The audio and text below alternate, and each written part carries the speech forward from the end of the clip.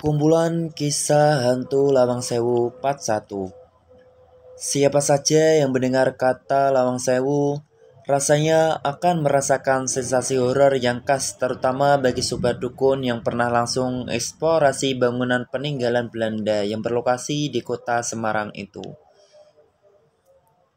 Selain menyimpan banyak nilai sejarah yang ditinggalkan, bangunan yang dibangun pada tahun 1904 oleh Belanda itu juga terkenal angker. Selain itu, sudah banyak juga warganet yang mempublikasikan kisah horornya di media sosial mereka terkait Lawang Sewu ini. Cerita yang banyak itu memang berbanding lurus dengan banyaknya makhluk yang menghuni bangunan sebutan Belanda. Mulai dari kasus pemerkosaan hingga kisah heroik menghiasi sejarah kisah perhantuan di Lawang Sewu.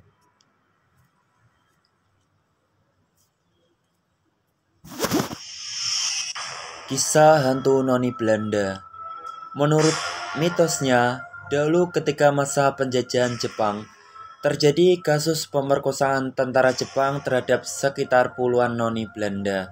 Usai diperkosa di Lawang Sewu, tentara Jepang langsung memenggal kepala noni Belanda nan malang itu yang menyebabkan munculnya kisah mistis.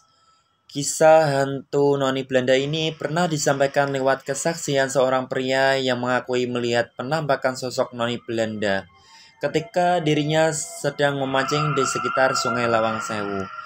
Pria itu mengakui sosok si noni Belanda memang tidak mengganggu, namun hanya mondar-mandir dengan menampilkan wajah pucatnya yang cantik, bersimbah darah dan tersenyum.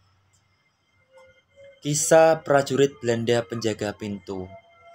Menurut salah seorang penjaga gedung Lawang Sewu, salah satu titik di mana sosok makhluk kasat mata itu kerap memperlihatkan diri adalah bagian pintu depan paling barat atau paling timur. Dipercaya sosok penjaga di pintu dengan arah berlawanan itu adalah para serdadu tentara Belanda lengkap dengan senjata laras panjang. Konon, jika seseorang menyadari serdadu hantu itu, maka akan diawali dengan hembusan angin agak kencang, atau semilir dan bau-bau misterius mulai wangi, kemenyan sampai anjir darah membusuk. Misteri teriakan. Selain misteri noni dan serdadu, kisah horor juga datang dari salah satu bagian depan halaman gedung, yakni sebuah sumur tua yang setiap harinya selalu dikunci dan tak pernah dibuka. Sumur tua itu berbentuk tembok meninggi dengan bagian dasar tanah dan bagian atapnya adalah genting warna merah. Konon di malam-malam hari nan sepi kerap terdengar suara teriakan kesakitan, tangisan, dan ketakutan dari tentara Belanda. Sejarah menyebutkan di tempat itulah banyak tentara Belanda yang tewas dengan disembelih oleh para tentara Jepang, sehingga kabarnya arwah mereka penasaran. Bayangan hitam lantai 3. Ketika sobat dukun mengeksplorasi wilayah Lawang Sewu, konon katanya ada salah satu juru kunci di sana yang bisa memperlihatkan keangkeran Lawang Sewu. Hal itu bisa dilihat di sebuah ruangan di lantai 3 Lawang Sewu. Konon juru kunci itu bisa memanggil sang penunggu, yang muncul dalam sosok bayangan yang menggantung di langit-langit. Hanya saja tak semua pengunjung bisa diajak melihat kesempatan istimewa tersebut. Aroma aneh ruang bawah tanah.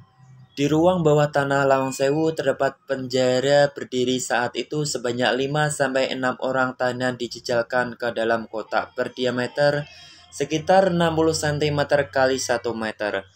Para tahanan itu berdiri berdesakan kemudian ditutup pintu besi sampai mereka semua mati. Jika masih ada yang hidup, maka kepala mereka akan dipenggal dan mayat dibuang ke sungai kecil di samping Lawang Sewu. Konon, karena aksi penyiksaan di penjara berdiri itu, sampai kali ini masih bisa tercium aroma-aroma aneh. Mulai seperti bau anyir darah yang membuat bulu kuduk berdiri. Terima kasih ya teman-teman.